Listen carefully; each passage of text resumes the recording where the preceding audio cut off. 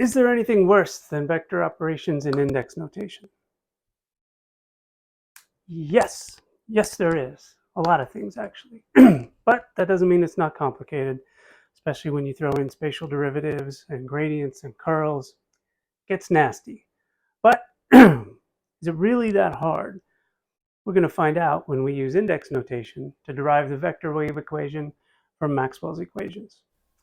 Let's go. Are you ready? Let's do it one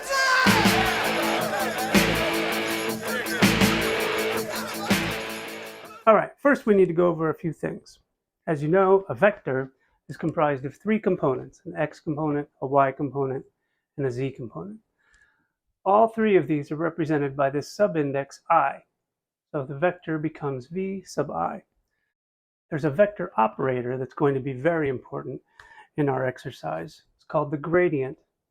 It's represented by del, this sort of upside down triangle, and it's composed of the unit vector x hat multiplied by partial derivative with respect to x, and then you do the same thing with unit vector y and unit vector z.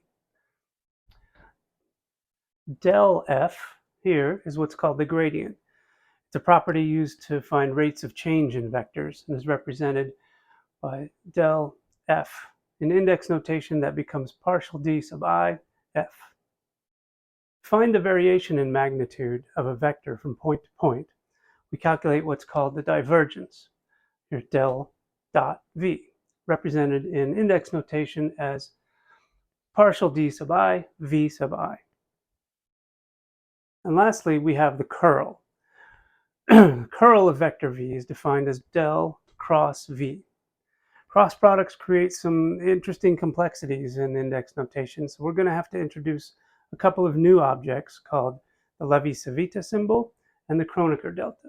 When a cross product is written out longhand, you can see repetitive permutations of x, y, and z, and the Levi-Civita symbol was created to address these. If those permutations are even, that is to say, if they go in this pattern, x, y, z, z, x, y, or y, z, x, that makes it even. The value is 1. If it goes the opposite direction, x, z, y, well, you get the idea, then the value is -1. And if anything else happens, then the value is 0. Kronecker delta is the other thing that we're going to be talking about. And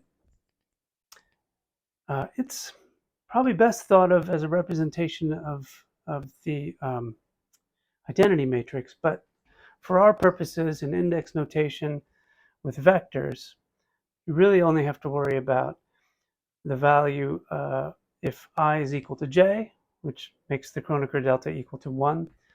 And if I is not equal to j, then the value is 0. Now we're ready for the curl, which, if you remember, is del cross v.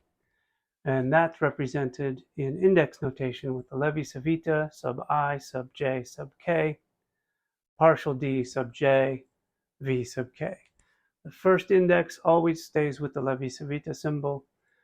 The second index is shared with the partial d, and the third index is shared with v in this case.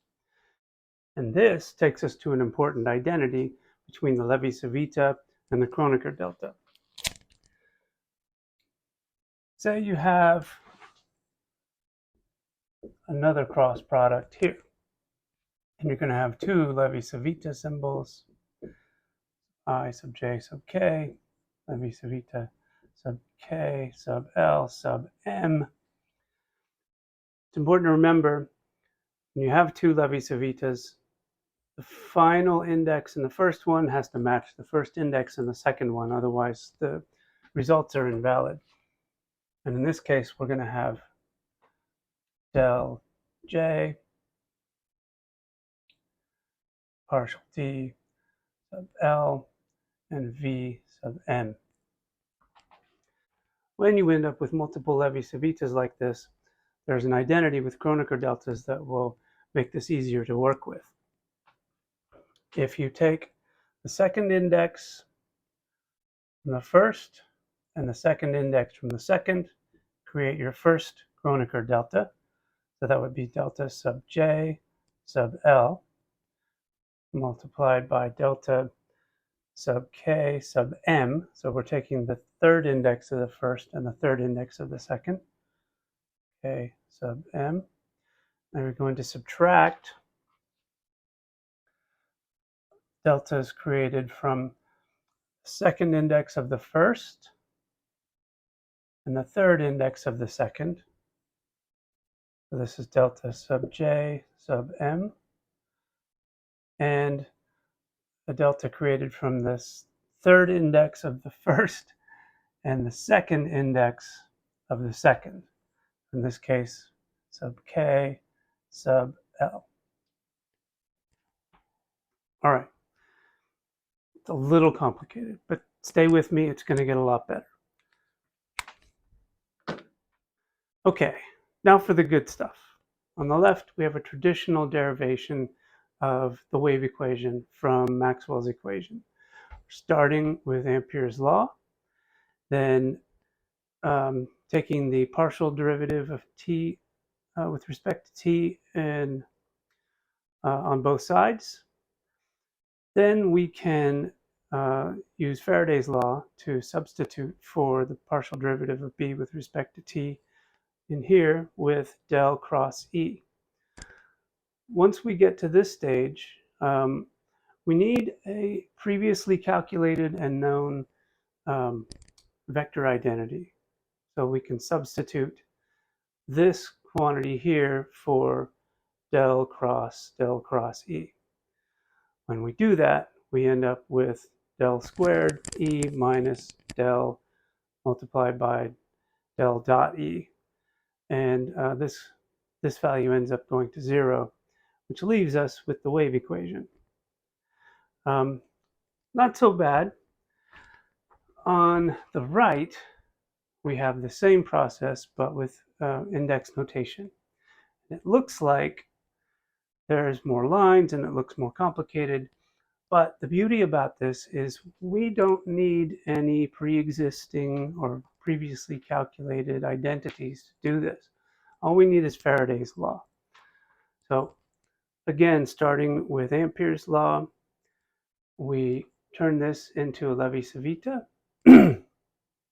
with index I, j, k, partial d sub j and b sub k, and take the partial derivative with respect to t of both sides, as we did over here. Use Faraday's law to substitute this value with del cross E. And now, at that point, we have another Levi-Civita, Levi-Civita sub k sub L sub m, multiplied by partial d sub j, partial d sub L, and now the vector E sub m. We can use these to create our Kronecker deltas, delta sub JL sub Km minus delta sub Jm and sub Kl. We multiply these out, we're left with partial d sub j squared E sub k minus partial d sub j, partial d sub k, E sub j, which leaves us with partial d sub j squared E sub k minus partial E sub j partial sub k. And this value goes to 0, the same as it did over here. And in the end, we have the wave equation again. So yes, there's a little more to it, but we did it without any outside help.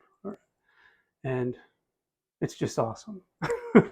I'm tempted to say, in your face, Halliday and Resnick, but nobody would know who that is except me, because I'm the only one that's been in college since 1989. But that's it. Thank you for watching. I'm Hap. Hopefully I'll get a chance to make another video with a little bit more professionalism, and we'll post that online too. Thanks again.